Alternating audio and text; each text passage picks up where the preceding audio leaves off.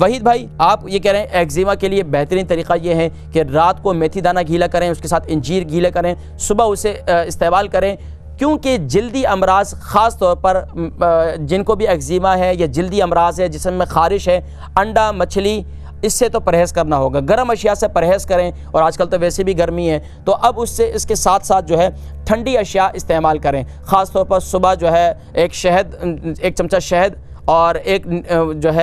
Glass پانی اس کے اندر mix کر کے صبح نہار منہ پی لیں، اور رات کو سوتے وقت جو ہے میتھی دانہ اور یا صبح رات کو میتھی دانہ اور اسی طریقے سے انجیر جو ہے اسے رات کو گیلا کر لیں، صبح اس کے اٹھ کر وہ پانی بھی پی لیں اور یہ پانی دونوں ملا کر پی لیں، تو ماشاءاللہ یہ آپ کے ایگزیما انشاءاللہ کافی حد تک بہتر ہو جائے گا۔ اور اسی طریقے سے میتھی دانے کو گرائنڈ کر لیں، گرائنڈ کرنے کے بعد اس کے اندر زیتون کا تیل مکس کریں یا کھوپرے کا تیل مکس کر لیں، جہاں جہاں آپ کو ایگزیما ہے، خارش ہے، تو وہاں اس پیسٹ کو لگائیں، تو انشاءاللہ آپ کی یہ خارش کی تکلیف جو ہے انشاءاللہ دور ہو جائے گی۔